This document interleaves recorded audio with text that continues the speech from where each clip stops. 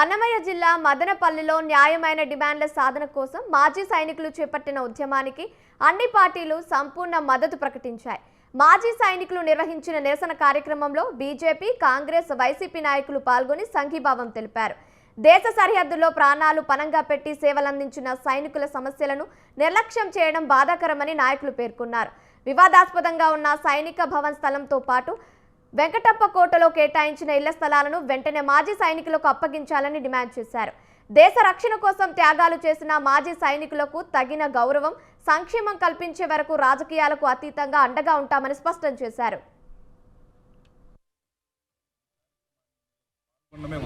దురదృష్టకరంగా నేను భావిస్తున్నాను. ఎందుకంటే ఈ దేశం కోసం వాళ్ళ కుటుంబాలని సంవత్సరాలు వదిలిపెట్టి మన దేశాన్ని కుటుంబంగా భావించి అహర్నిశలు దేశం కోసం దేశభక్తితో వాళ్ళు చేస్తున్నటువంటి సేవలను మరిచి ఇది విశ్రాంతి సమయంలో వాళ్ళు ఒక సమావేశం లేదా వాళ్ళ కష్ట నష్టాలు చెప్పుకోవడానికి ఒక స్థలాన్ని కేటాయించడం జరిగింది 40 సంవత్సరాల కిందట. అది కేటాయించడం అంటే వాళ్ళు ఏం ఉచితంగా ఈరోజు ఆ రోజు రెవెన్యూ వాళ్ళు ఏమీ లేదు. ఆ రోజు డబ్బు పెట్టి ఆ రోజు మార్కెట్ వాల్యూ ఎంత ఉంటే అంత పెట్టి కొనడం జరిగింది. తర్వాత 14 సంవత్సరాల ముందు మాజీ సైనికులందరికీ కూడా అప్పుడున్నటువంటి శాసనసభ్యులు అందరికీ కూడా ఇల్లు కేటాయించడం జరిగింది.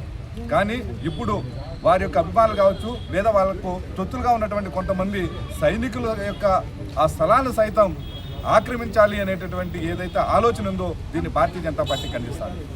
ఒక సైనికుడి బిడ్డగా, ఒక రైతు బిడ్డగా నేను ఈరోజు మాజీ సైనికులకి ఇబ్బంది వచ్చింది, ప్రభుత్వం నుంచినే ఇబ్బంది కలుగుతూ ఉంది అని తెలుసుకొని మొత్తం అంతా కూడా ముందే వివరణ తీసుకొని ఇక్కడ రావడం జరిగింది.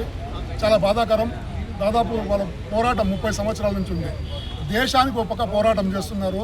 వాళ్ళ సొంత స్థలంలో అంటే నెలకి 2-3 మీటింగ్లు పెట్టుకునేదానికి ఆడ సాయంత్రం పూట చల్లగా కూర్చొని మాజీ సైనికులు కాబట్టి ఆర్టీసీ బస్టాండ్ నడిబొడ్డులో 2 గుంటల స్థలం ఇవ్వడం జరిగింది. అది కొనుక్కోవడం జరిగింది కాబట్టి దానికి సంబంధించిన సుప్రీంకోర్టు తీర్పు కూడా అనుకూలంగానే ఉంది. కాబట్టి నేను ప్రభుత్వానికి చెప్పేది ఒకటే, మన కలెక్టర్ గారు చెప్పేది ఒకటే, సుప్రీంకోర్టు తీర్పు మేరకు రాజీ పొమ్మని చెప్పినారు కాబట్టి మీరు పెద్ద మనసు చేసుకొని ఆ 2 గుంటల స్థలము వీళ్ళకి ఇప్పించగలిగితే మనం దేశానికి మంచి చేసినట్లయితే, అది సైనికులు కూడా మంచి చేసినట్లయితే. ఎందుకంటే మమ్మల్ని అడిగితే మీరు ఏ పక్క ఉంటారు, అటుపక్క ఉంటారు, ఇటుపక్క ఉంటారంటే మేము భారతదేశం సైనికుల పక్కనే ఉంటాం. ఎందుకంటే సైనికులు లేనిది భారతదేశాన్ని కాపాడేది సైనికులే. వాయుసేన కావచ్చు, ఆర్మీ కావచ్చు, అందరూ కూడా కాపాడుతున్నారు కాబట్టి మనం ఈరోజు ప్రశాంతంగా ఉన్నాం. కాబట్టి మా ఓటు మొట్టమొదటి ఓటు సైనికులకే ఉంటుంది. దేశం కోసం ప్రాణత్యాగాలు చేసినటువంటి సైన్యంలో పనిచేసినటువంటి మాజీ సైనికులకు ఎన్నో ఎకరాలు అన్యక్రాంతమైపోతుంది ప్రభుత్వ భూమి కూడా.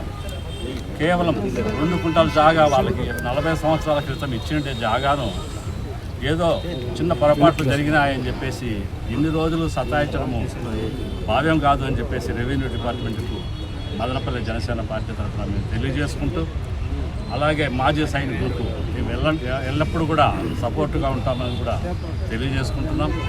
వాళ్లకు 20 సంవత్సరాల ముందు ఇచ్చినటువంటి ఇళ్ల పట్టాలు కూడా కేటాయించాలని చెప్పేసి, మరియు కలెక్టర్ గారి దృష్టికి మేము శ్రీనివాసల్ గారి ఆధ్వర్యంలో వాళ్ళు మాజీ సైనికులందరూ కూడా కొన్ని శతాబ్దాలుగా పోరాడుతున్న వాళ్ళ న్యాయమైన హక్కుల కోసం పార్టీలకు అతీతంగా ఈరోజు అన్ని పార్టీలు కలిసి ఈరోజు జిల్లా కలెక్టర్ గారికి వారి సమస్యని ఒక ఉత్తర రూపంలో ఇవ్వడం జరిగింది. ప్రధానంగా వాళ్ళ సమస్య ఏమంటే ఎన్నో సంవత్సరాలుగా వాళ్ళు సైనిక భవన్కి ఏదైతే అలాట్ చేశారో దాని విషయమే వాళ్ళు కోర్టు కూడా న్యాయస్థానాన్ని కూడా ఆశ్రయించడం జరిగింది.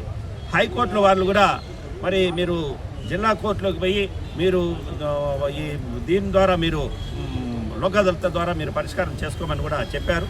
అదే కాకుండా వెంకప్ప కోట కాడిది కూడా వాళ్ళకు గృహాల కోసం మరి కేటాయించిన కూడా వారికి ఇంకా ఇవ్వకపోవడం చాలా బాధాకర విషయం. సైనికులంటే దేశ రక్షణ, మరి వాళ్ళ ప్రాణాలు సైతం సరిహద్దుల్లో వాళ్ళ ప్రాణాలు సైతం తెగించి మన దేశ రక్షణ కోసం మన కోసం పోరాడిన వ్యక్తులు జీవితాంతం పిల్లలు వాళ్ళ కుటుంబాలను కూడా వదిలేసి మరి ఎప్పుడు ఏ యాగాయితం వస్తుందో, ఎప్పుడు ఏ ప్రమాదం వస్తుందని కూడా మరి చూసుకోకుండా ప్రాణాలు సైతం తెగించి పోరాడిన సైనికులకు ఈరోజు మనం ఇచ్చే గౌరవం ఇదేనా అని మేము వైఎస్ఆర్ కాంగ్రెస్ పార్టీ తరఫున ప్రశ్నిస్తున్నాం. మన మాజీ సైనికులు ఇక్కడ ఎవరు ఉన్నారో వాళ్ళందరూ అందరి కోసం సంఘీభావంగా ఈరోజు వచ్చి ఒక వినతి పత్రం కలెక్టర్కి ఇవ్వడం జరుగుతూ ఉంది. అన్ని పార్టీలు కలిపి వీళ్ళ పక్షాన్ని నిలబడినారు. ఈరోజు ఏమంటే వీళ్ళ ఇష్యూ వచ్చిందో చాలా జనైన్ ఇష్యూ ఉంది. ఆర్టీసీ బస్టాండ్ దగ్గర వీళ్ళకి ఎప్పుడు అలాట్ అయ్యిండే జాగాను వచ్చిందనో revenue department as well as వీళ్ళ మధ్యలో మాజీ సైనికుల మధ్యలో ఒక కేసు జరుగుతూ ఉండింది.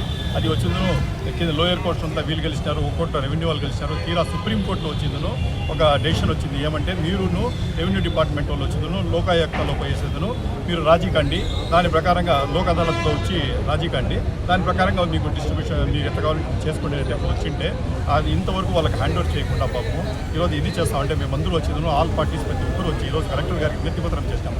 అయ్యా మీరందరూ కూర్చోండి, వాళ్ళని పిలిపించండి, రెవెన్యూ వాళ్ళు కూర్చోండి.